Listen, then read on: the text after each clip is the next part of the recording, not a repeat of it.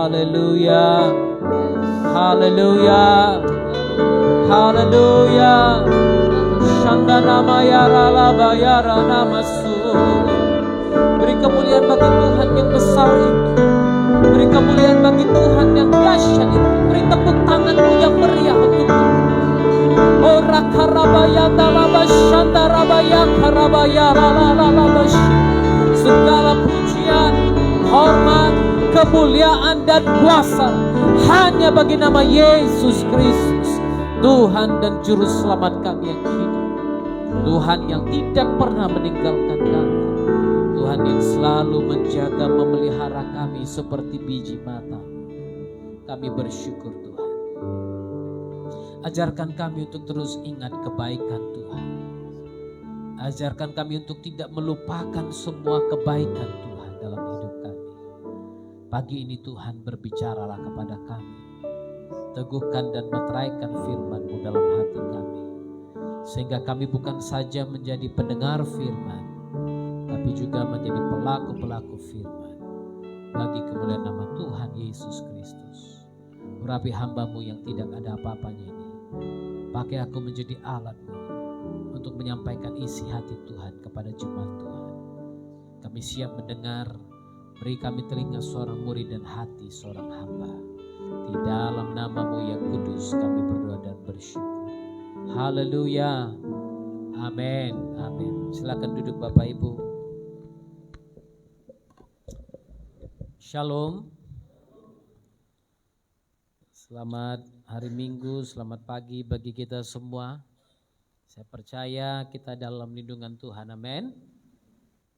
Kita sudah memasuki minggu ketiga di tahun 2022 ini. Dan kita tahu Tuhan tetap bersama kita. Tuhan menjaga kita, Dia melindungi kita. Kalau burung di udara Dia pelihara, apalagi kita anak-anaknya, amin. Kita akan lihat firman Tuhan dari Mazmur pasal 78. Mazmur pasal 78 ayat 1 sampai ayat yang keempat. Mazmur 78 ayat 1 sampai 4. Kita akan belajar dari sejarah orang Israel. Saya berikan tema firman Tuhan hari ini, jangan melupakan kebaikan Tuhan. Amin. Mazmur 78 ayat 1 sampai 4. Ayat 1 saya yang baca, ayat 2 Anda baca. Demikian selanjutnya sampai ayat yang keempat. Pelajaran dari sejarah, nyanyian pengajaran Asaf.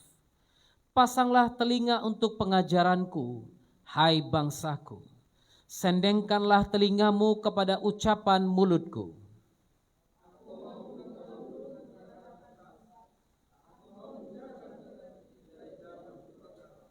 Yang telah kami dengar dan kami ketahui dan yang diceritakan kepada kami oleh nenek moyang kami.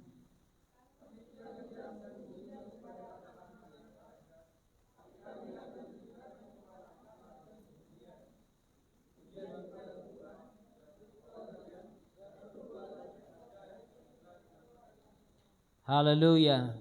Kita akan membahas satu pengajaran daripada Asaf, satu mazmur yang diberikan kepada kita di sini. Saudara, ada beberapa hal yang saya percaya harus kita ingat dalam hidup ini. Amin. Yang pertama dan yang harus selalu kita ingat adalah kebaikan Tuhan. Amin. Masa lalu yang buruk boleh kita lupakan. Tapi saudara harus belajar dari masa lalu yang buruk itu. Setiap pengalaman-pengalaman yang ada, yang tidak enak, yang tidak menyenangkan untuk diingat, harus Anda lupakan. Tapi kita harus belajar dari setiap pengalaman yang tidak enak itu. Amin. Kadangkala ada hal-hal, kalau Anda baca warta jemaat kita hari ini dalam pena gembala, saya tuliskan kepada saudara, ada hal-hal yang pernah kita ucapkan di masa lalu yang mungkin membuat orang terluka, yang mungkin membuat orang sakit hati, yang mungkin membuat orang kecewa. Di tahun ini mari kita perbaiki itu. Itu sebabnya firman Tuhan katakan dalam doa yang Tuhan Yesus ajarkan, ampunilah kami seperti kami mengampuni orang yang bersalah kepada kami. Haleluya. Bukan mengampuni aku yang bersalah kepada mereka, bukan mengampuni kami yang bersalah kepada mereka, tapi ampunilah kami seperti kami mengampuni orang yang berbuat salah kepada kami. Haleluya. Gak gampang saudara memang untuk mengampuni orang yang buat salah kepada kita. Setelah dia buat salah, kita pula yang datang minta maaf kepadanya. Memang tidak gampang saudara, tapi itu harus kita lakukan sebagai orang Kristen. Sebagai orang percaya, hal itu harus kita lakukan. Karena apa? Kalau engkau mengampuni dosa orang lain, maka Bapamu yang di sorga juga akan mengampuni kesalahan-kesalahanmu. Tapi kalau engkau tidak mengampuni dosa orang lain, maka Bapamu yang di sorga juga tidak akan mengampuni kesalahan-kesalahanmu. Haleluya. Mari belajar melepaskan pengampunan. Kalau ada kata-kata kutuk, kata-kata yang tidak benar yang pernah kita ucapkan di masa-masa yang lalu, mari belajar menarik kata-kata itu di dalam nama Tuhan Yesus. Mungkin kau pernah katakan kepada orang lain bodoh dan lain sebagainya, tarik kata-kata itu. Belajar mengucapkan berkat Tuhan di tahun 2022 ini, amin. Itu sebabnya Asaf katakan di sini, pasanglah telinga untuk pengajaranku hai bangsaku.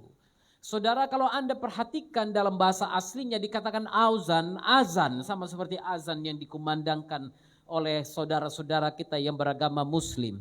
Mereka katakan di sini Asaf katakan pasang telinga. Aku menyampaikan satu nyanyian, aku menyampaikan satu pengajaran kepadamu. Pasanglah telinga. Dengarkan dengan baik-baik untuk pengajaran ini. Aku menyampaikan sesuatu yang penting bagimu, sesuatu yang harus engkau ingat. Sendengkanlah telingamu kepada ucapan mulutku. Jangan menjauh, tapi sendengkan telingamu. Dengarkan apa yang kusampaikan kepadamu. Apa yang dia mau sampaikan? Ayat yang kedua Asaf katakan, aku mau membuka mulut mengatakan amsal. Aku mau membuka mulut mengatakan sajak-sajak yang bisa memberkati engkau. Bukan kutuk yang kusampaikan, tapi amsal, kata-kata pengetahuan, kata-kata hikmat kepadamu. Haleluya. Makanya firman Tuhan ingatkan kita. Paulus katakan, biarlah kata-kata yang manis, yang sehat, yang membangun, itu yang keluar dari mulut kita. Bukan kata-kata kutuk, bukan kata-kata makian, bukan kata-kata cacian kepada orang lain, tetapi kata-kata yang penuh berkat. Sampaikan itu kepada orang lain. Itu sebabnya Asaf katakan, aku mau buka mulut katakan amsal ini kepadamu. Aku mau mengucapkan teka-teki dari zaman purbakala. Bahkan Yesus katakan ini dalam Matius 13 ayat 35. Matius 13 ayat 35, Yesus sendiri katakan, aku mau sampaikan hal yang tersembunyi dari sejak zaman nenek moyang kita. Dari sejak zaman dulu. Bapak Ibu, Anda sebagai orang tua, kita sebagai orang tua. Perhatikan apa yang tersembunyi dari zaman nenek moyang kita. Hal baik apa yang tersembunyi dari zaman nenek moyang kita yang harus kita sampaikan kepada generasi ini. Jangan berpikir semuanya baik-baik saja, saudara. Dunia ini firman Tuhan katakan sedang menuju kepada kebinasaan karena semua yang ada dalam dunia ini, keinginan daging, keinginan mata, keangkuhan hidup bukan berasal dari Tuhan. Betul kan? Anda buka handphone, ada beberapa toko di dalam ini. Namanya Shopee, Tokopedia, apalagi. Banyak saudara, sekarang banyak sekali. Bukalapak, entah apa-apa di dalamnya saudara. Sehingga pada waktu matamu melihat, matamu menginginkannya. Betul kan? Dan siapapun tidak bisa menahan. Apalagi dibilang Anda mendapat cashback 60%. Wow, woi cashback woi katanya. Dia nggak tahu harganya udah naik 70% dulu. Baru cashbacknya dikasih 60%. Iya kan? Saudara, keinginan daging, keinginan mata, keangkuhan hidup yang ada dalam dunia ini. Masa orang lain punya, aku tidak punya? Masa orang lain bisa, aku tidak bisa? Itu sebabnya firman Tuhan, Yesus katakan, bahkan Asaf katakan, aku mau membuka mulut mengatakan amsal. Yang keluar dari mulut orang benar seharusnya kata-kata hikmat. Seharusnya kata-kata yang penuh dengan pengetahuan. Kata-kata yang membimbing orang lain. Haleluya. Bapak-bapak, mari selidiki apa kata-kata yang keluar dari mulut Anda. Mungkin generasi ini tidak bisa menerimanya. Ya, kita ini adalah generasi X. Saudara yang zaman saya ini disebut generasi X. Tapi saudara tahukah Anda ada 2 generasi di bawah kita. Yang cara bahasanya berbeda dari kita. Iya kan? Kita bilang meninggal, mereka bilang meninggoi dan meningsoi. Beda. Kan gak ada yang tahu kan bapak-bapak? Ngerti? Ada yang tahu meningsoi tadi? Enggak, karena Anda beda zaman dengan dia. Iya kan? Saya aja kadang ngomong sama anak-anak saya yang besar itu, kadang bisa gak nyambung saudara. Karena cara saya bicara seperti cara bapak saya bicara dulu. Dan pada waktu saya ngomong dengan dia merasa gak benar ini. Gak cocok ini. Dedi kok menekan aku. Kok begini, kok begitu saudara. Karena apa? Beda generasi. Mereka pikir kita generasi zaman dinosaurus. Iya kan? Tahu kan saudara zaman dinosaurus? Ya.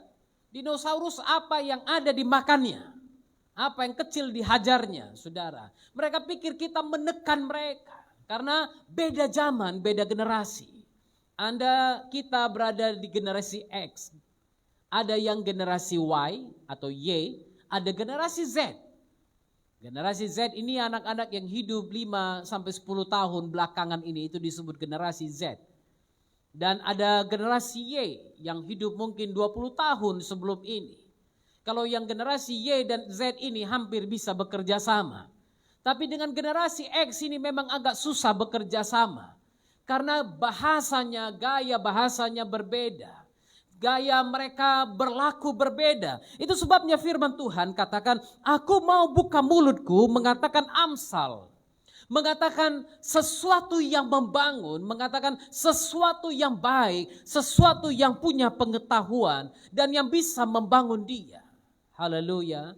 Karena itu Asaf katakan, dengarkanlah pengajaranku, pasanglah telinga kepada ucapan mulutku. Memang tidak gampang Bapak Ibu. Bagi kita yang hidup dalam generasi yang saya katakan tadi, untuk membimbing anak-anak kita dalam takut akan Tuhan di generasi ini tidak segampang yang kita bayangkan. Karena apa? Anda berbicara seminggu sekali dalam gereja, kita datang seminggu sekali dalam gereja, tapi mereka setiap hari dibimbing oleh yang namanya handphone, smartphone, dan yang lain sebagainya. Apalagi kalau ada ibu-ibu, bapak-bapak yang terlalu sibuk. Dan kalau sibuk supaya tidak diganggu anak, nah dia kasih handphone kepada anaknya. Akhirnya siapa yang bimbing anak-anak kita? Bukan lagi kita, tapi orang lain. Orang lain. Itu sebabnya Asaf katakan, mari sampaikan amsal ini. Ucapkan peribahasa, ucapkan sesuatu yang tersembunyi. Apa yang tersembunyi dari zaman dulu? Singkapkan itu kepada mereka. Agar mereka sadar bahwa sebenarnya yang ada tidak berubah. Tapi zaman, dunia, iblis berusaha membuat segala sesuatu berubah. Bayangkan dalam gereja, iblis berusaha mengatakan semua perilaku homoseksual benar. Ini dalam gereja. Dan kalau Anda tidak mau mendukung mereka, Anda dilaporkan ke polisi. Kemarin saya membaca ada satu toko kue yang menolak membuat kue untuk pernikahan lesbian di Amerika Serikat. Pasangan ini melaporkan toko kue itu dan menuntut 7 miliar atau berapa miliar uang kita. Karena tidak mau buat kue untuk mereka. Dia orang Kristen, dia tidak mau, dia tidak mendukung pernikahan yang seperti itu. Akhirnya dia menolak, lalu dia dituntut seperti itu. Tapi puji Tuhan, saya dengar mereka menang, mereka berhasil menang. Tapi ada beberapa lain yang mengalami masalah, bahkan pendeta.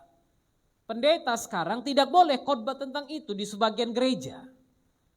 Itu sebabnya kadang-kadang saya ajak saudara doakan Amerika, doakan Eropa, bukan karena mereka tidak punya sesuatu, tidak punya uang, tapi karena mereka mengalami krisis ini. Gereja Tuhan mengalami krisis ini.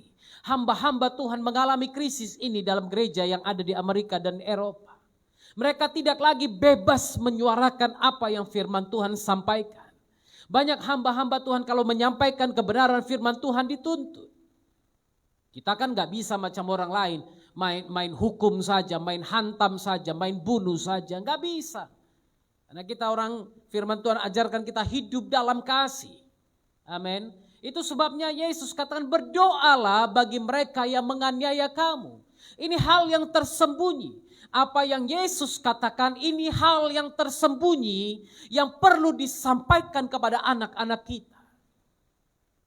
Haleluya. Anak kita dari sejak mereka kecil zaman sekarang ini, mereka yang tumbuh 20 tahun, 15 tahun belakangan ini, mereka dicekoki dengan games-games yang sudah parah. Tahukah Anda banyak film-film yang keluar, kalau saya tidak salah, film Superman, film Spider-Man yang menggambarkan tokoh-tokoh homoseksual. Itu sebabnya hati-hati dengan anak-anak Anda yang menonton film-film seperti itu. Karena pada zaman ini dalam film, bahkan dalam film kartun pun mereka buat seperti itu. Saya ingat anak saya senang sekali menonton satu film dulu. Ada film tentang seorang dokter. Anak kecil yang suka jadi dokter. Nah saudara, tahukah Anda pada waktu film ini dibuat ulang, mereka menggambarkan anak ini setelah besar, dia punya tokoh, dia punya teman, pacarnya adalah seorang lesbian. Dan anak ini sejak kecil jutaan mungkin miliaran anak-anak di dunia menyaksikan dia. Dan semua orang menyukai, mereka menyukai itu. Kemudian si anak ini menjadi besar, dia menjadi dokter, yang seperti yang dibayangkan sejak awal film itu. Dia menjadi dokter, lalu kemudian ternyata pada waktu dia besar dia adalah lesbian. Adakah yang salah dengan itu? Kita enggak ada salahnya dengan orang lesbian. Kita enggak membenci mereka. Kita justru mengasihi mereka agar mereka bertobat dan datang kepada Tuhan. Haleluya. Jangan karena ada orang lesbian, orang homoseksual, gay di samping Anda enggak mau berteman dengan dia. Jangan nanti penyakitmu kena sama aku. Itu bukan penyakit saudara. Itu dosa. Haleluya. Kita perlu doakan agar dia bertobat dari dosa itu. Amin. Dia harus bertobat dari dosa itu. Jalan satu-satunya bagi mereka adalah bertobat dari dosa itu. Bisakah mereka disembuhkan Pak? Bisa. Saya mendengar banyak orang-orang yang seperti itu. Dan Tuhan pulihkan pada hari ini. Bisa, Tuhan bisa pulihkan. Jangan jauhi mereka. Justru kalau Anda menjauhi mereka, mereka akan semakin jauh dari Anda. Dan akhirnya komunitas itu yang akan merebut mereka dari tangan saudara. Kasihi mereka. Tunjukkan kasih Kristus kepada mereka. Tunjukkan bahwa engkau mengasihi dia apa adanya. Haleluya. Tapi malu Pak bawa dia pakai celana, rambut pendek tapi pakai lipstik. Gak apa-apa. Kalau dia gak tahu malu, Anda pun harus belajar untuk tidak tahu malu. Yang penting anakku ini bebas dari hukum dosa ini. Yang penting saudaraku ini bebas dari dosa yang seperti ini. Haleluya. Gimana Pak? Bolehnya aku bawa ke dalam gereja? Bawa ke sini. Pasti 2 minggu gak tahan dia dengar khotbahku. Iya kan? Pasti minggu ketiga gak pakai lipstik lagi dia datangnya. Pasti. Haleluya. Pak Murti setuju dia. Kawan-kawan itu yang lama-lama Pak Murti itu bisa dibawa. Bawa ke dalam rumah Tuhan. Bawa ke dalam gereja agar mereka dipulihkan oleh Tuhan. Amin. Hal yang tersembunyi seperti ini dapat dilakukan Tuhan. Amin. Haleluya. Banyak orang gak dengar ini saudara. Banyak orang yang akhirnya bahkan gereja pun berkompromi dengan hal ini.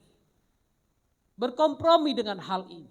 Saudara, kalau homoseksual, lesbianisme tidak dosa. Tidak mungkin Sodom dan Gomora dihancurkan Tuhan. Tidak mungkin Sodom dan Gomora dibinasakan Tuhan. Karena perbuatan itu begitu keji sampai ke surga.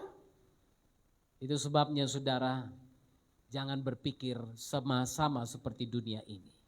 Berubahlah oleh pembaruan akal budimu. Ayat yang ketiga, yang telah kami dengar dan yang kami ketahui dan yang diceritakan kepada kami oleh nenek moyang kami, tidak hendak kami sembunyikan kepada anak-anak kami. Perhatikan. Yang sudah kami dengar, kata yang dipakai di sini adalah syama, hampir sama dengan shema ajakan, syama, apa yang kami dengar, apa yang kami dengar dengan penuh ketertarikan. Jadi bukan syama ini bukan hanya dengar, tapi kami dengar dengan penuh ketertarikan. Kami dengar dengan penuh perhatian. Kan ada kadang-kadang kita dengar sambil lalu gitu kan. Tapi di sini Asaf katakan yang telah kami dengar dengan penuh ketertarikan. Ada beberapa hal yang Bapak saya ceritakan sampai hari ini tidak bisa lupa. Tidak bisa hilang dari ingatan saya. Kenapa? Pada waktu dia cerita dengan penuh pengalaman, penuh memori yang kadang-kadang ceritanya sampai nangis saudara. Saya lihat matanya berair. Pada waktu saya lihat seperti itu saya tahu, ini pasti cerita yang luar biasa. Ini pasti cerita yang gak sembarangan. Haleluya. Saya ingat sekali dia pernah cerita kepada kami. Satu hari waktu dia mau tinggalkan pelayanan, dia berjalan kaki. Saya udah pernah cerita kepada saudara. Tiba-tiba dia bilang dalam hatinya, gak ada Tuhan itu, bohong itu semua. Tapi ada suara yang berbicara kepadanya, dia bilang, manusia yang menyusahkan engkau, bukan Tuhan.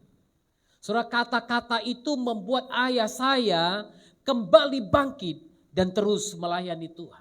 Saudara, hal-hal seperti ini yang Asaf katakan, yang kami dengar dengan seksama, yang kami dengar dengan penuh perhatian, dan yang kami ketahui, yang kami tahu. Apa yang kami dengar dan yang kami simpan dalam memori kami, dalam ingatan kami, dan yang kami ketahui, bapakku perjalanannya seperti ini, ayahku perjalanannya dengan Tuhan seperti ini. Dia melewati rintangan, dia melewati bahaya, tapi dia terus berjalan bersama dengan Tuhan. Ini yang kami tahu. Ini yang kami tahu, dan ini juga yang diceritakan kepada kami, oleh nenek moyang kami. Ini tidak hendak kami sembunyikan daripada anak-anak kami. Haleluya. Berapa banyak orang tua menyembunyikan kisah-kisah masa lalu. Kenapa? Pahit, Pak. Kadang-kadang anakmu perlu tahu yang pahit itu. Pada waktu usianya sudah sampai, usia di mana dia bisa faham, sampaikan sesuatu yang pahit itu. Haleluya. Supaya apa? Supaya satu hari dia masuk dalam masalah yang pahit itu, dia teringat kisah Anda. Dia teringat bagaimana Tuhan membawa Anda keluar dari masa-masa pahit itu dan melewatinya sampai hari ini. Sampaikan kisah yang walaupun kedengarannya suram, kedengarannya pahit, tapi jangan lupa katakan, Tuhan menolong Bapak, Tuhan menolong Mama, sampai kita di saat seperti ini. Kau tahu, dulu bahkan aku gak punya uang untuk makan 3 kali sehari. Mungkin ada di antara kita yang punya pengalaman seperti itu. Tunjukkan, dengarkan, sampaikan kepada anak-anakmu. Supaya apa? Supaya anak-anak kita tahu menghargai apa yang Anda perjuangkan bagi mereka. Kalau enggak, anak-anak pikir Anda punya 3 kartu dalam dompet, dan 3 kartu ini setiap kali Anda colok, ada bank yang kasih uang sama Anda. Iya kan? Saya kadang-kadang bilang sama anak saya yang kecil, saya bilang sama dia, hari ini Dedi gak ada uang. Udahlah Ded, gak usah pura-pura lah Ded. Lah, saya bilang, apa yang pura-pura? Udah Ded, ayo pergi ATM. Bawa kartu Dedi itu, colokkanlah ke situ, pasti keluar uang. Ya ampun. Saya bilang, nak, untuk kartu itu kucolokkan ke dalam rekeningku ini harus aku tabung, harus aku simpan. Kalau enggak, dia enggak akan keluarkan uang. Dia akan bilang, maaf, saldo Anda tidak cukup. Pada waktu saya terangkan begitu kepadanya, dia bilang, oh gitu ya, Dad. Tapi kalau Anda bilang, oh ya udahlah, ayo KTM ayo biar ambil uang. Oh dia tahu betul mesin itu keluarkan, ada nggak ada pokoknya dia keluarkan. Kapan bapak susah, kapan mama susah, tinggal colok dibawa keluar uang. Wow. Saudara, apa yang kamu dengar, apa yang telah Anda ketahui, Anda alami, dan yang diceritakan kepada saudara oleh nenek moyang saudara. Tapi gak usah cerita sejarah-sejarah yang gak benar. Kau tahu nak, dulu di sini ada ikan besar.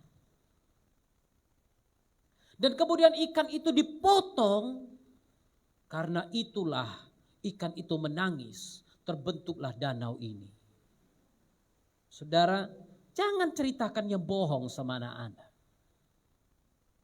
Karena anakmu nanti akan mengarang cerita bohong seperti itu juga kepadamu. Tahu Bapak, dulu Pak, waktu Bapak begini Pak, aku buat begini. Tahu Bapak, aku Pak sedang jalan tiba-tiba dapat dompet Pak. Aku lihat Pak orang yang jatuhkan dompet itu Pak. Ini karena apa? Mitos yang Anda buat, dia pun karang mitos lagi. Anak-anak lebih pandai mengarang mitos daripada kita saudara. Iya kan? Apa yang kamu dengar, yang Anda ketahui, yang diceritakan kepada kami oleh nenek moyang kami, jangan sembunyikan. Jangan sembunyikan hal benar, jangan sembunyikan. Fakta bagaimana engkau direndahkan dulu, jangan sembunyikan. Kalau hari ini Anda diberkati Tuhan, Anda diangkat Tuhan, jangan sembunyikan itu. Dulu kami begini loh nak. Tapi sekarang puji Tuhan, Tuhan mengangkat kami, anak-anak kita perlu mengetahui itu. Haleluya. Pujian-pujian kepada Tuhan dan kekuatannya. Bukan hanya cerita, tapi puji-pujian kepada Tuhan dan kekuatannya. Haleluya. Haleluya.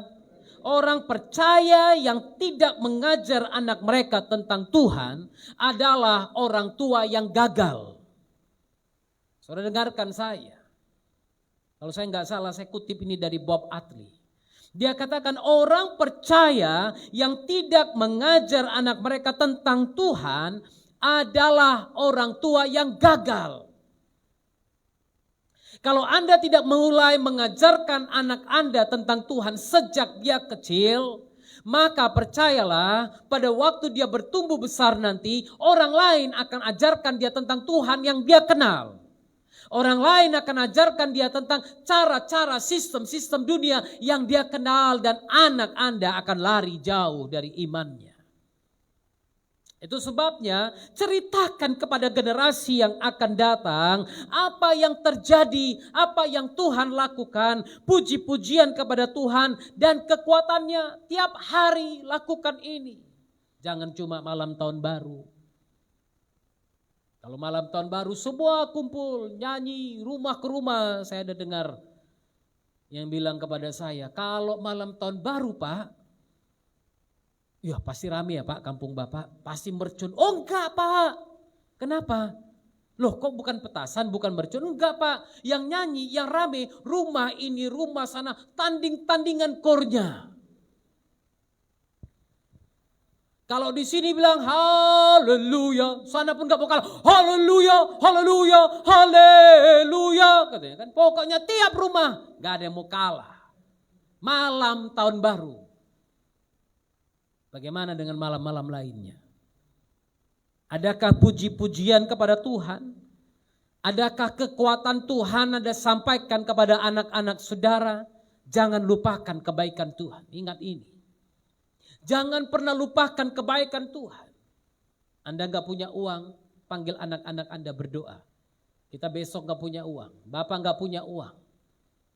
Tapi percayalah, Kalau kita berdoa, 2 orang benar besar kuasanya. Di mana 2-3 orang sepakat minta apa saja dalam namanya, dia pasti berikan kepada kita. Haleluya. Ajak anak berdoa tiap hari. Ajak mereka berdoa. Kalau dia malas, kadang-kadang saya harus ancam pakai tali pinggang. Benar. Oh enggak mau begini, ambil tali pinggang. Tunjukkan sama dia, kau mau aku yang bicara atau tali pinggang ini yang bicara. Haleluya. Firman Tuhan katakan apa? Hajar anakmu selagi ada kesempatan. Tapi jangan inginkan kematiannya. Hajarnya bukan kayak orang gila, saudara. Kadang ada orang tua kayak orang gila, kesetanan. Pukulin anak, gak tahu kita macam mana. Usahakan jangan pukul anak dengan tangan. Pakai tali pinggang gak apa-apa. Pakai rotan gak apa-apa. Pakai. Karena kalau Anda pukul dia pakai rotan, Anda menyelamatkan nyawanya 1 hari kemudian. Haleluya. Nanti dilaporkan aku Pak KDRT. Kalau dia nggak mau diurus lagi, biarkan dia tinggal di panti sosial. Selagi dia masih tinggal sama Anda, dia harus dengar apa yang Anda katakan. Haleluya. Sampaikan kepada angkatan-angkatan itu. Orang tua, ajarkan cerita tentang Tuhan. Ada lagu dalam Kidung Jemaat katakan apa? Aku suka ceritakan cerita Tuhan Yesus. Amin. Apakah Anda ceritakan cerita Tuhan Yesus kepada anak-anak Anda? Apakah Anda sampaikan cerita Tuhan Yesus kepada anak-anak Anda? Atau justru Anda sampaikan cerita-cerita yang lain? Apakah Anda sampaikan puji-pujian kepada Tuhan dalam persekutuan rumah tanggamu? Apakah Anda lakukan itu? Apakah Anda ceritakan kekuatan Tuhan kepada anak-anak saudara, kepada istri saudara? Kadang-kadang ada suami yang berjuang mati-matian, istrinya nggak tahu bagaimana susahnya dia cari uang. Kenapa? Karena Anda tidak pernah ceritakan kepada dia. Sampaikan kepada istrimu perjuanganmu yang berat, biar dia tahu. Hari ini aku terpanggang matahari 12 jam. Hari ini aku bekerja seperti ini, tangan kepukul martil. Sampaikan kepada dia biar dia tahu nggak gampang dapat uang itu. Haleluya. Ceritakan kekuatan Tuhan. Ceritakan kekuatan Tuhan. Dan perbuatan-perbuatan ajaib yang telah dilakukannya. Apa yang Tuhan lakukan dalam hidupmu? Ceritakan perbuatan ajaib itu. Kemarin aku sakit. Bapak pernah sakit begini. Mama pernah sakit begini. Kita pernah rumah kebakaran. Habis gak tahu bagaimana membangun. Tapi Tuhan kirimkan berkatnya. Ceritakan perbuatan-perbuatan ajaib itu. Jangan diam. Makanya saya selalu bilang sebenarnya kami di sini rindu saudara bersaksi. Kalau ada yang mau bersaksi, sampaikan kepada Pak Fitrianus. Sampaikan kepada Bu Email. Bu, minggu depan aku mau bersaksi ya. Tapi janganlah khotbah. Ya kan 5 menit lah bersaksi, namanya bersaksi. Minggu lalu aku begini-begini, Tuhan sembuhkan. Haleluya, makasih ya. Cuma itu yang aku bisa. Gak apa-apa. Orang yang ditinggikan nama Yesus kok, bukan kita. Amin. Semakin banyak kata-katamu, semakin banyak dosa nanti. Kenapa? Kita sisip lagi bumbu ini biar manis, kita sisip bumbu ini biar garam, ada asin dikit, lalu yang ini biar pedas dikit, biar si itu kena, si ini kena, si ini rasa gitu kan. Ada orang bersaksi kan nyindir sana, nyindir sini gitu kan. Nah jangan saudara, sampaikan aja yang Tuhan perbuat hari ini, yang Tuhan perbuat kemarin, yang Tuhan perbuat minggu lalu dan puji Tuhan aku disembuhkan. Haleluya, segala pujian bagi Tuhan, amin, duduk. Siap. Ya kan? Itu kesaksian, menceritakan perbuatan-perbuatan ajaib dan dengan cara itu kita mengalahkan iblis. Ya kan? Wahyu pasal 12 ayat 10 kalau saya tidak salah. Oleh darah anak domba dan oleh kesaksian kita iblis dikalahkan. Bukan karena engkau melompat-lompat dan injak-injak bumi. Ada orang kan injak. Ada pemimpin pujian saya lihat. Injak iblis dengan kuasa Yesus katanya kan. Ayo injak saudara, sama-sama kita injak katanya. Apa iblis mati kalau Anda injak? Belum waktunya, dia enggak mati sekarang. Dan Tuhan menghargai firman-Nya. Ya kan? Makin kau injak, iblis bilang apa? Berani kau injak aku sekarang ya kawan. Dulu berkawan akrabnya kita. Baru semalam kau datang gereja, hari ini sok injak kau ya. Tunggu. Lawan musuh iblis berjalan berkeliling bagikan singa yang mengaum-ngaum. Dan dia mencari siapa yang dia dapat terkam. Haleluya. Saya bilang ini bukan Anda ketakutan dengan iblis. Tapi Anda jangan sok maju juga. Jangan sok maju. Tuhan aja pada waktu diuji, dicobai iblis. Dia gak injak iblis loh. Dia hanya bilang, enyah iblis dari hadapanku. Anda boleh tolak si iblis itu. Anda boleh usir iblis itu. Tapi urusan injak menginjak nanti. Haleluya. Karena yang akan menginjak dia, mengalahkan dia adalah anak domba itu. Haleluya. Kita diberikan kuasa memang untuk menginjak apa? Menginjak kuasanya supaya tidak berlaku atas kita. Amin. Sebab kepadamu diberikan kuasa untuk menginjak ular dan kalajengking. Terjemahkanlah. Ular dan kalajengking. Amin. Iblis dan kuasanya. Haleluya. Apa yang diinjak? Bisanya. Yang mematikan itu yang dikalahkan, itu yang dipatahkan, dihancurkan dalam nama Yesus. Iblis dikalahkan dengan darah anak domba dan kesaksian kita. Kalau Anda bersaksi, sampaikan kepada orang lain perbuatan Yesus yang dahsyat, maka iblis dikalahkan di situ. Dia dipermalukan. Haleluya. Ayat yang kelima, telah ditetapkannya peringatan di Yakub dan hukum Taurat diberinya kepada Israel. Nenek moyang kita diperintahkannya untuk memperkenalkannya kepada anak-anak mereka supaya dikenal oleh angkatan yang kemudian, supaya anak-anak yang akan lahir kelak bangun dan menceritakannya kepada anak-anak mereka. Supaya mereka menaruh kepercayaan kepada Tuhan dan tidak melupakan perbuatan-perbuatan Tuhan, tetapi memegang perintah-perintahnya. Perhatikan ini, bagaimana caranya anak-anakku bisa terus pegang perintah Tuhan. Bagaimana caranya anak-anakku bisa terus memegang ketetapan Tuhan.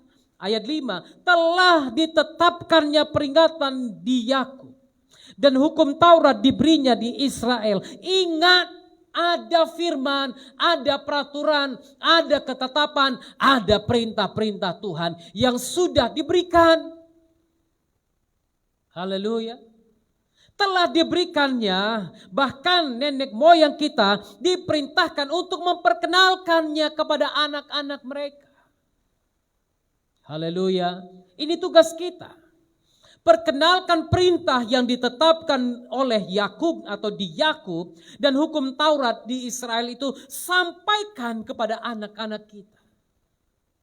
Itu perintah, saudara. Ulangan pasal yang keempat ayat 9, ulangan 6 ayat 7 dikatakan apa yang kau dengar hari ini beritahukan, sampaikan kepada anak-anakmu pada waktu duduk, pada waktu tidur, pada waktu berjalan, pada waktu engkau pergi kemana-mana, sampaikan kepada mereka. Haleluya. Nenek moyang kita diperintahkannya untuk memperkenalkannya kepada anak-anak mereka supaya apa? Supaya dikenal oleh angkatan yang kemudian, supaya anak-anak yang akan lahir kelak bangun dan menceritakannya kepada anak-anak mereka lagi. Haleluya. Gampang sih sebenarnya menyampaikan cerita Tuhan Yesus itu. Anda sebagai orang tua cerita kepada anak-anakmu. Buka Alkitab, bacakan itu kepada anak-anakmu. Kirimkan itu kepada WhatsApp anak-anakmu. Ada seorang oma yang saya kenal dengan sangat baik. Dia punya banyak keluarga. Tapi setiap hari dia akan kirim satu ayat SMS. SMS karena dia belum pandai pakai WhatsApp. Dia kirim SMS kepada anak-anaknya, cucu-cucunya, anak-anak dan cucu-cucu dari kakaknya, anak-anak dan cucu-cucu dari adiknya. Semua terima SMS dari dia, satu ayat firman Tuhan. Haleluya. Umurnya udah 70-an. Dia selalu bilang sama saya, Pak Oktav, cuma ini yang bisa aku buat. Saya bilang, Oma, Tante, walaupun cuma itu, tapi Tante sudah melakukan firman Tuhan. Haleluya. Engkau sudah memperkenalkan kepada anak-anakmu. Dan aku berharap anak-anakmu ini akan memperkenalkan kepada anak-anak mereka juga nanti. Haleluya. Tapi kalau sejak kecil anakmu bangun tidur susah. Tiap hari Minggu Anda ajak ke gereja dia tidak mau. Lalu Anda bilang udahlah biarlah tidur aja. Minggu depan kan bisa. Minggu depan dia akan buat lagi hal yang sama. Minggu depan dia akan bilang, aku capek Pak, aku ngantuk. Kenapa? Baru pulang jam 4 pagi tadi. Kenapa anakmu pulang jam 4 pagi? Kenapa engkau diam? Kalau ada anak saudara pulang jam 4 pagi, itu saatnya Anda bersuara, bukan diam. Haleluya. Anakmu seharusnya tidak boleh keluar dari rumah di atas jam 10. Pemerintah aja buat jam malam itu di atas jam 10, gak boleh ada kegiatan apa-apa. Tapi ada orang tua yang terlalu membebaskan anaknya sehingga apa? Anakmu binasa sendiri. Dan engkau yang membuat anakmu binasa, bukan orang lain. Bukan orang lain. Bukan anakmu, tapi Anda yang membuat anak Anda binasa. Karena apa? Pada waktu dia masuk ke jalan yang salah, engkau diam. Tidak boleh. Haleluya. Ini saatnya. Saya sampaikan kepada saudara agar engkau sampaikan kepada anak-anakmu dan anak-anakmu nanti menyampaikan kepada anak-anak mereka juga. Haleluya. Supaya apa? Supaya ayat yang ke-7 mereka menaruh kepercayaan kepada Tuhan. Ini yang paling penting. Kenapa aku ceritakan Yesus kepada anak-anakku? Supaya anak-anakku menaruh kepercayaan mereka kepada Tuhan.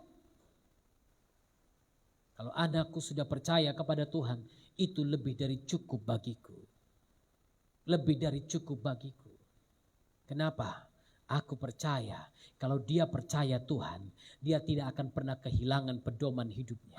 Kalau dia percaya Tuhan, dia akan tidak pernah kehilangan berkat dalam hidupnya. Kalau dia percaya Tuhan, dia tidak akan pernah kehilangan hikmat dalam hidupnya. Kalau dia percaya Tuhan, dia tidak pernah kehilangan arah dalam jalan hidupnya. Kalau anakku percaya kepada Tuhan, dia tidak akan pernah susah dalam hidupnya. Kalau anakku percaya Tuhan, dia tidak akan miskin dalam hidupnya. Kenapa? Ada Yesus bersama dia.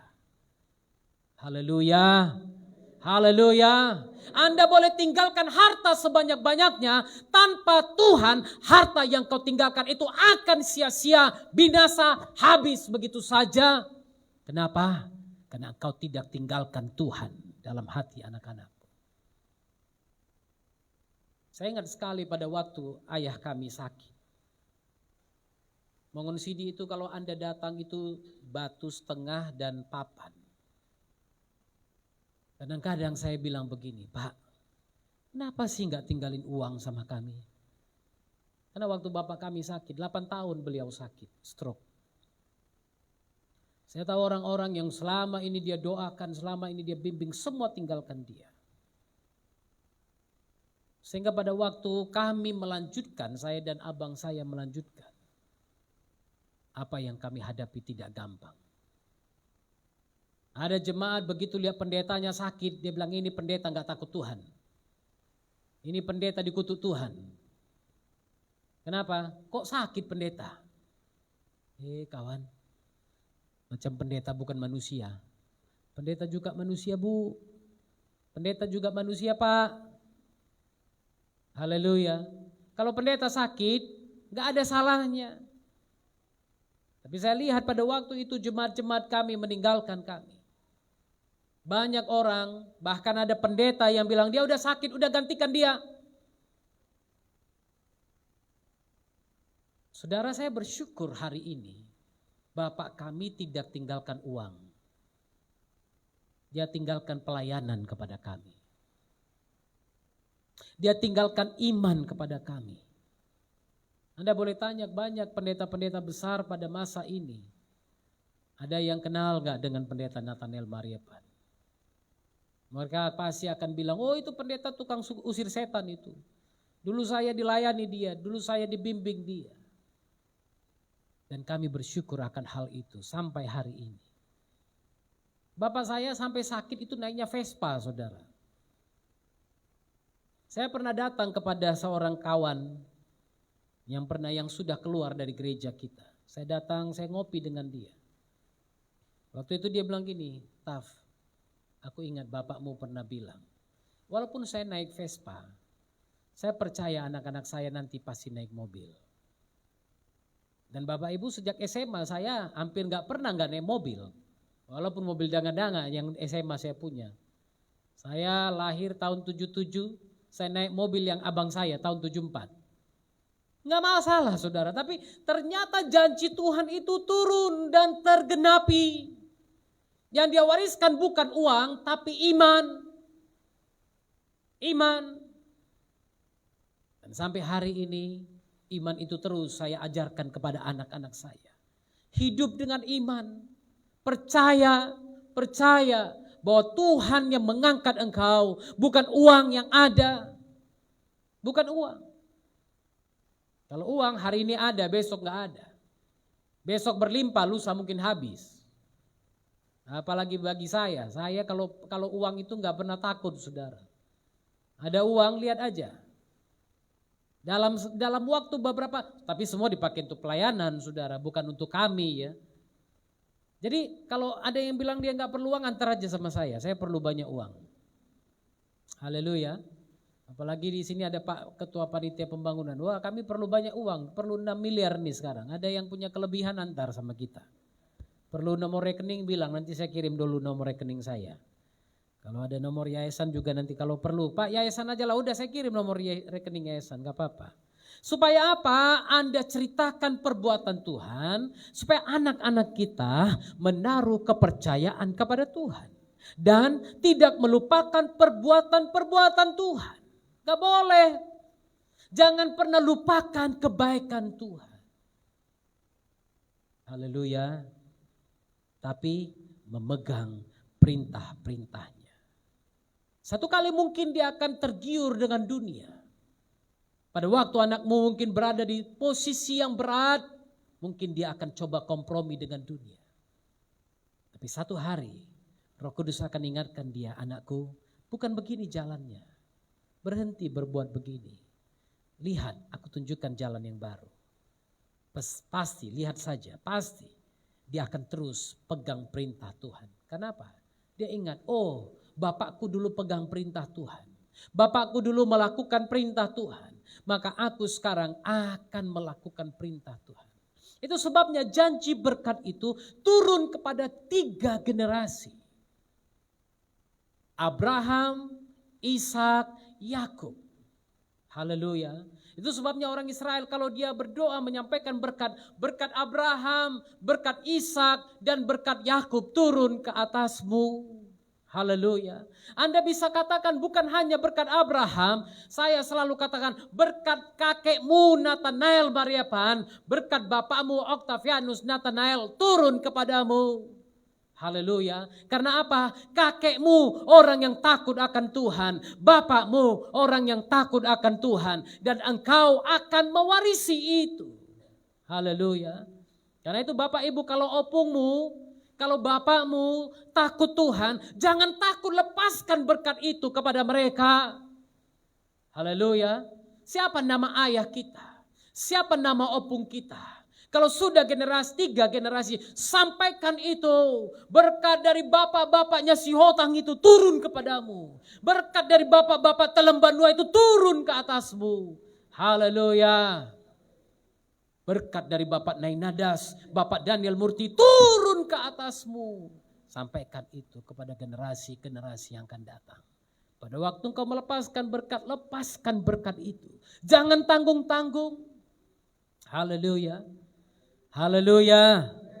Supaya dia terus memegang perintah-perintahnya. Dan jangan seperti nenek moyang mereka. Ada catatan hitam di sini saudara. Walaupun di awal Asaf ini mengajak Lalu dia sampaikan di sini ada catatan hitam, beberapa catatan hitam yang terjadi oleh anak-anak Israel. Jangan seperti nenek moyang mereka, angkatan pendurhaka dan pemberontak, angkatan yang tidak tetap hatinya dan tidak setia jiwanya kepada Tuhan.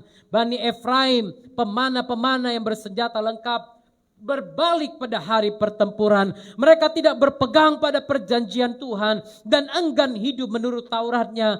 Mereka melupakan pekerjaan-pekerjaan Tuhan dan perbuatan-perbuatannya yang ajaib yang telah diperlihatkannya kepada mereka. Lihat, kalau Anda berbalik dari Tuhan, dia ingat. Dia ingat.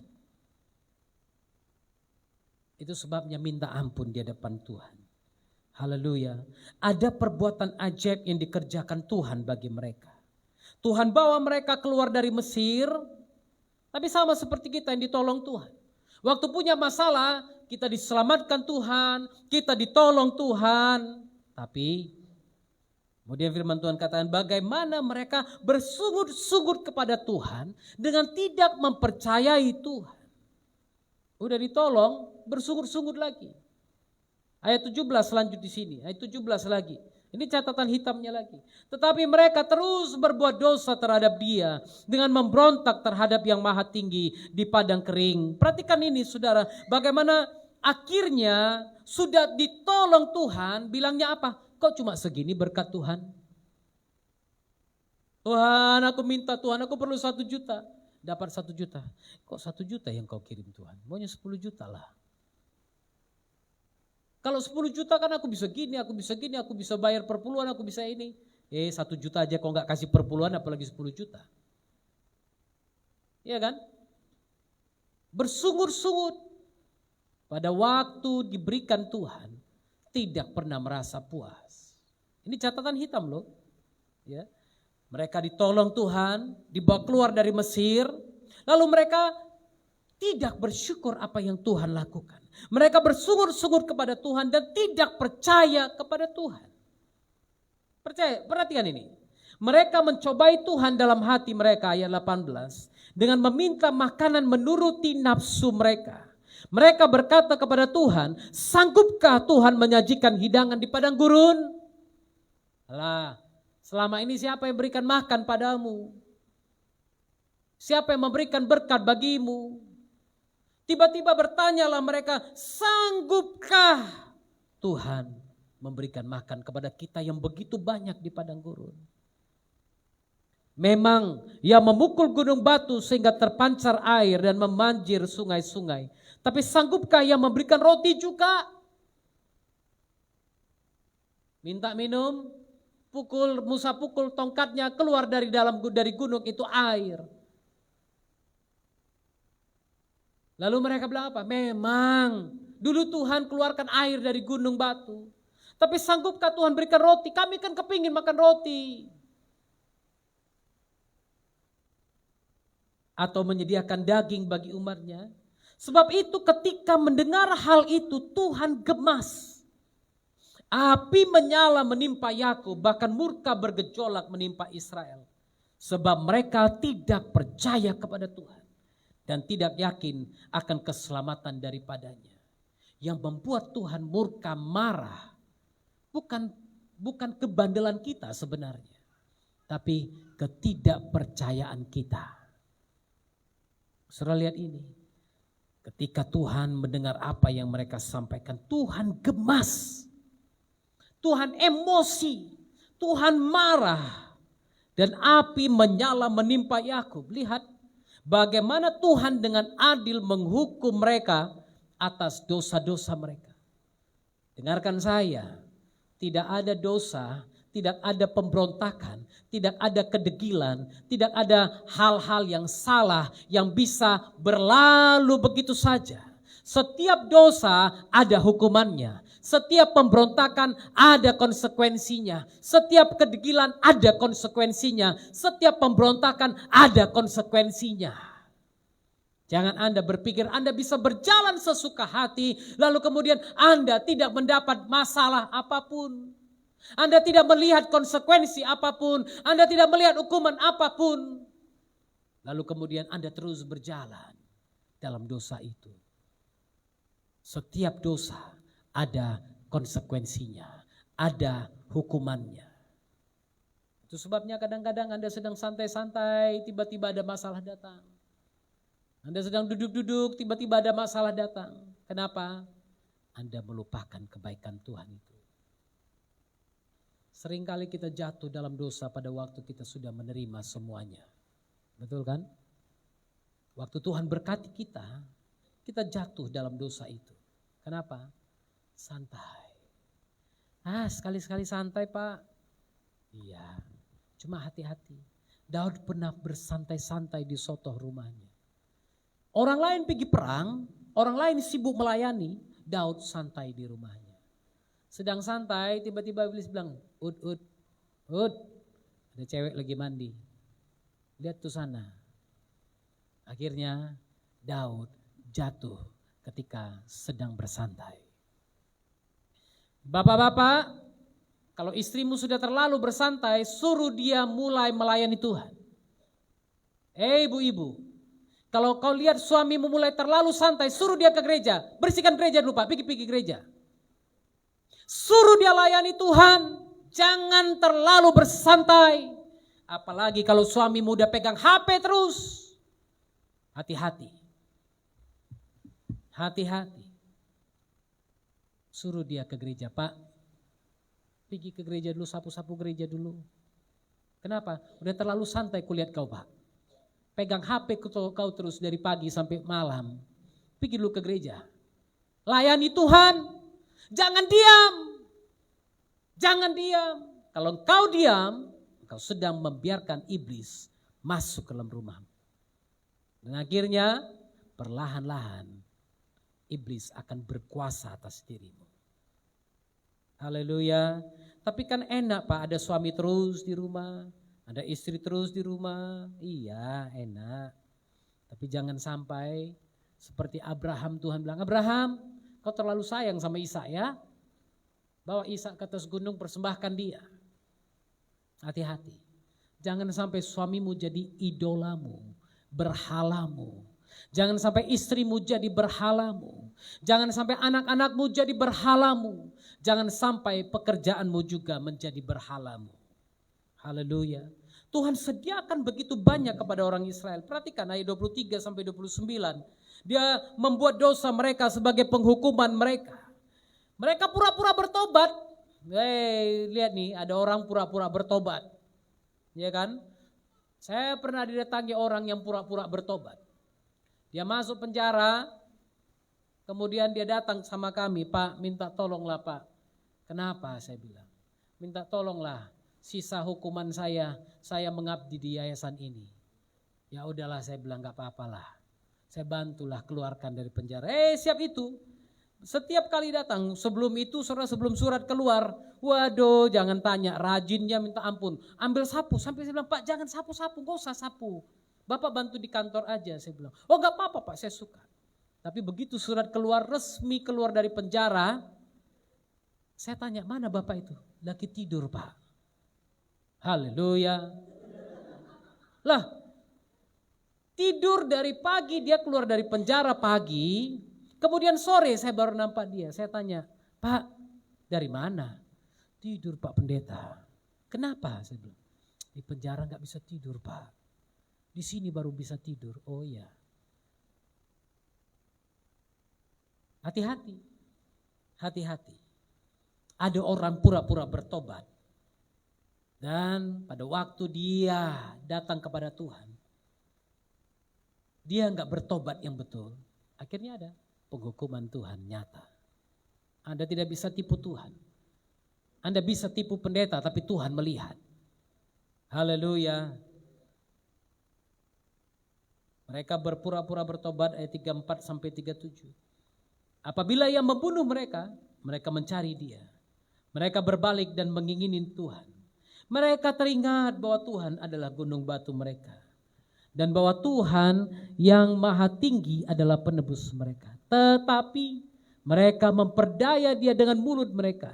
Dan dengan lidahnya mereka membohongi dia. Hati mereka tidak tetap pada dia. Dan mereka tidak setia pada perjanjiannya. Mereka pura-pura bertobat. Lalu apa yang terjadi?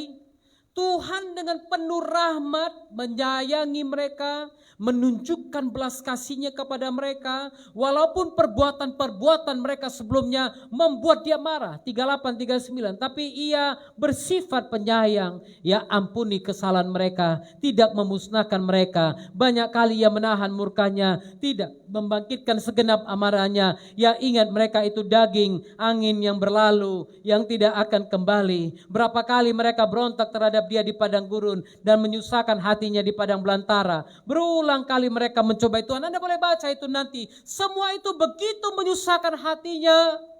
Maka mereka terus mencobai Tuhan, menyakiti hati Tuhan. Mereka enggak ingat apa yang Tuhan lakukan.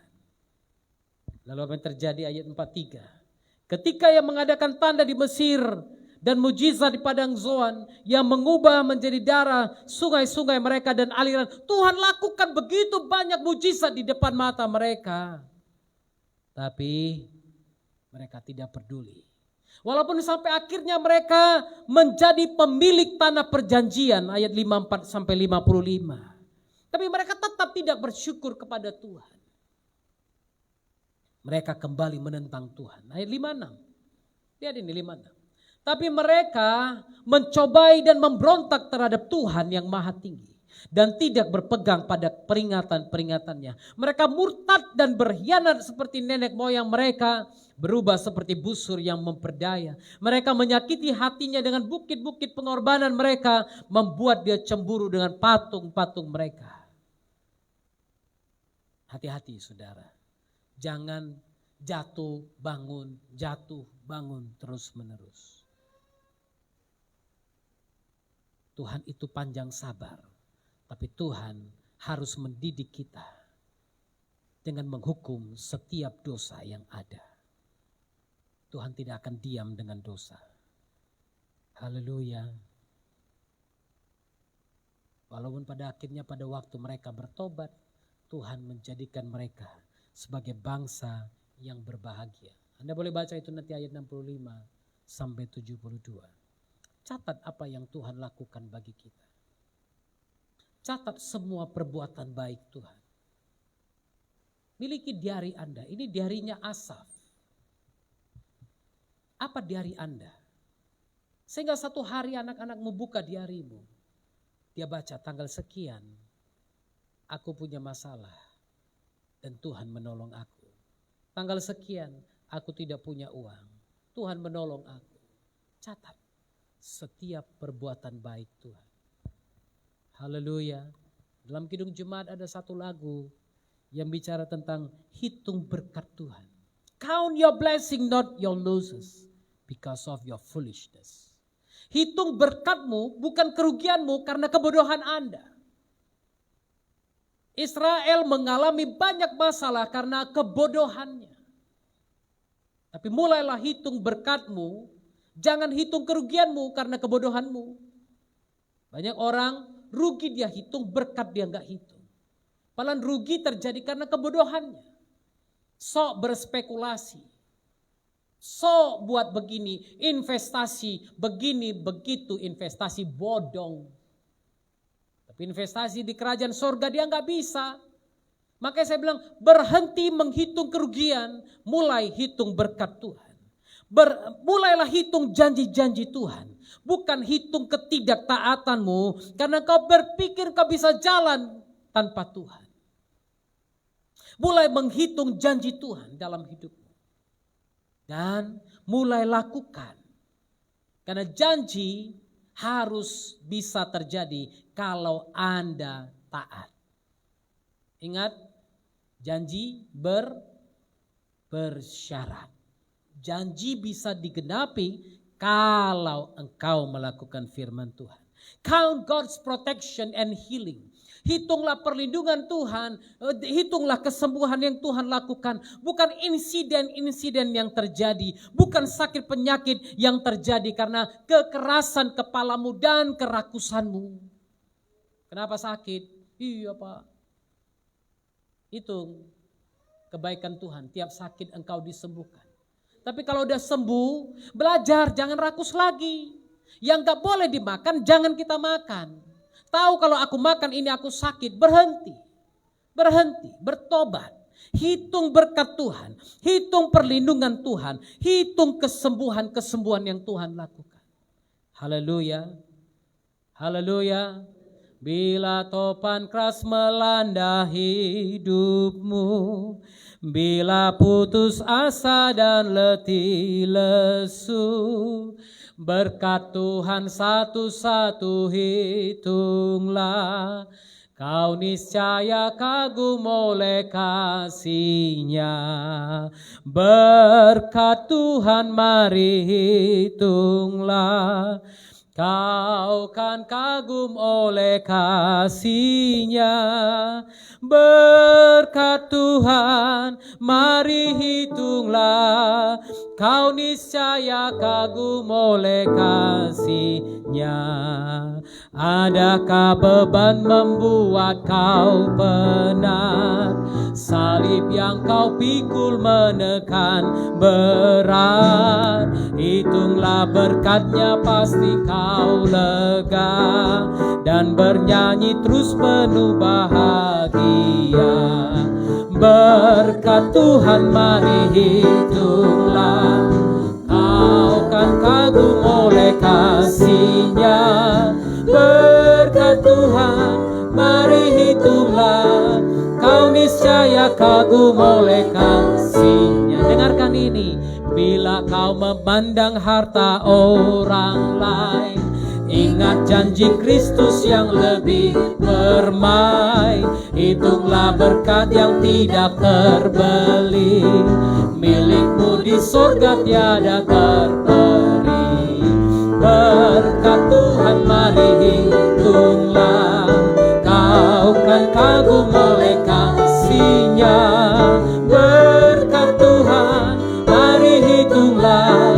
Kau niscaya kagum oleh kasih-Nya.